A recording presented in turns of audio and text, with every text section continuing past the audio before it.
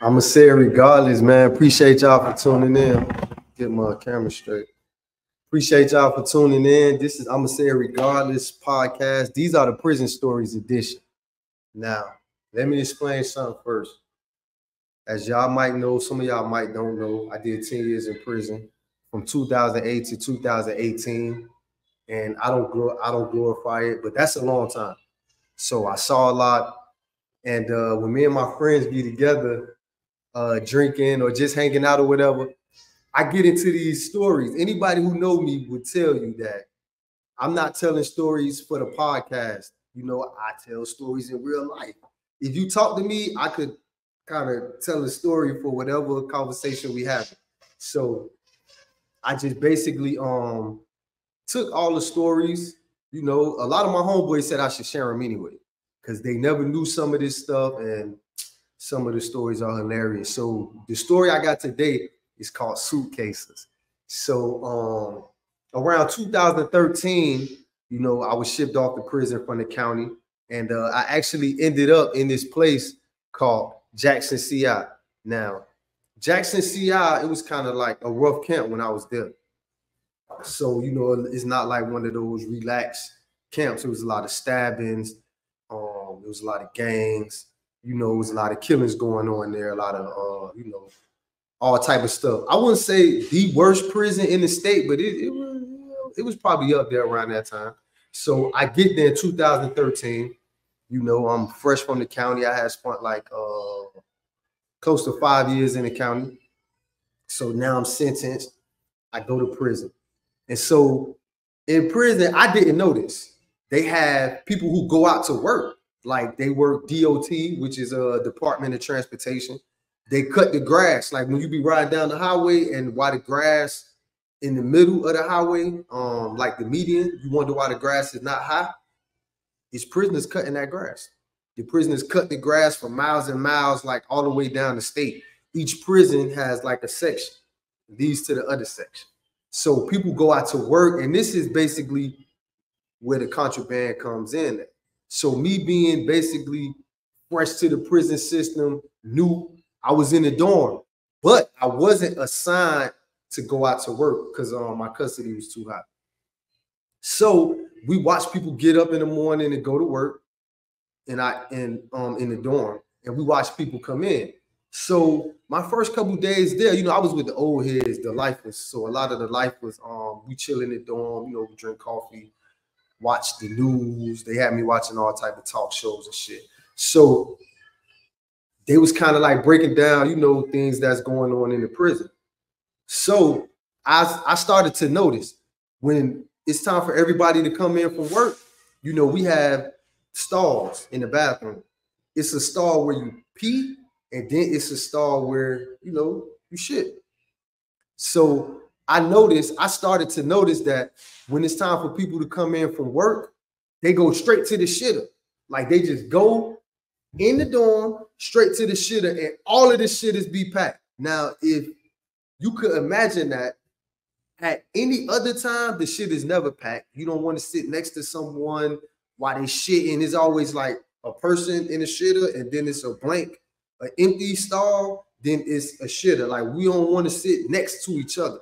And some camps, depending on how the shitter is positioned, it's one person shitting at a time. Like we just not sitting around shitting. So I was like, damn, every time these dudes come from work, man, they go straight to the shitter. And so mostly, you know, no offense, it was mostly white boys. You know, it's a couple, you know, Spanish people, and there's even a couple black people, you know, sprinkled in there. But mostly white guys. So all you hear is toilets flushing.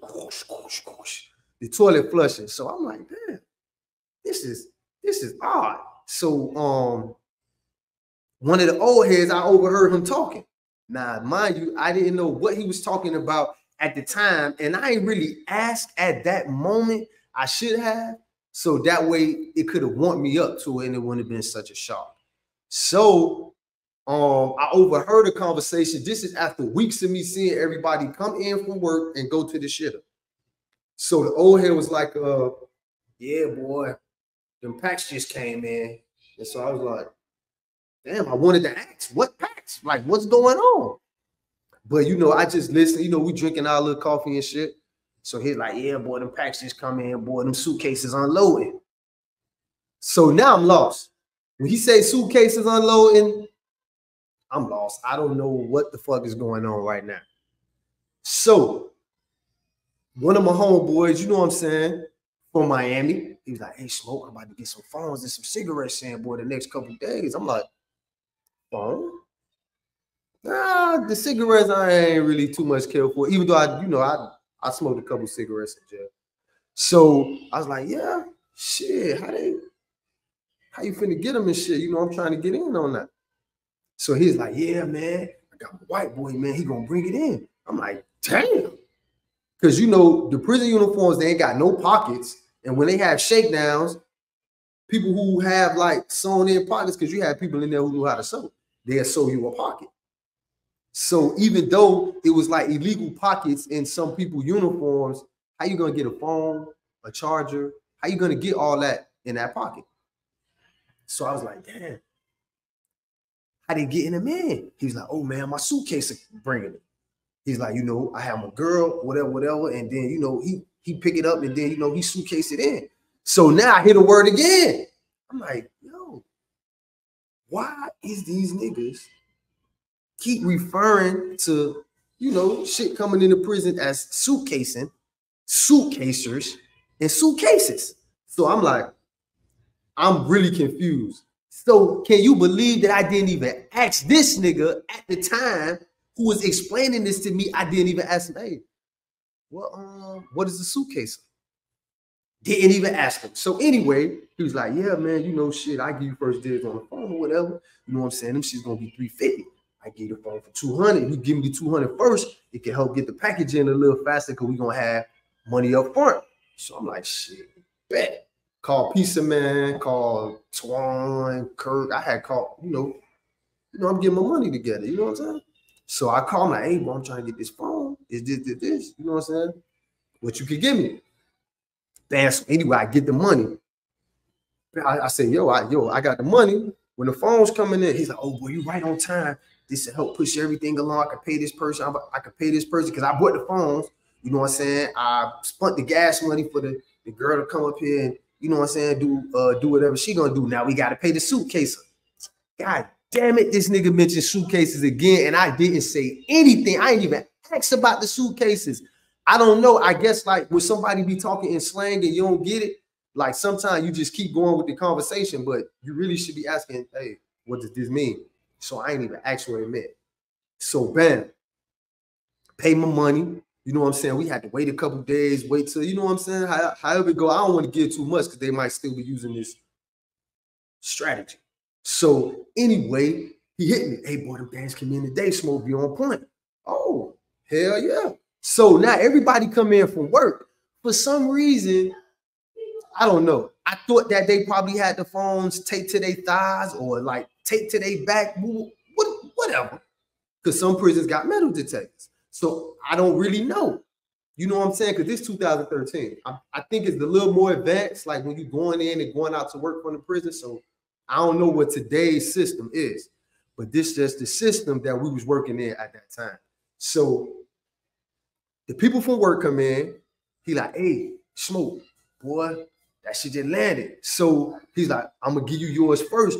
Just help me break everything down. So you know what I'm saying? It come in, so everybody do what they usually do. They go to the bathroom.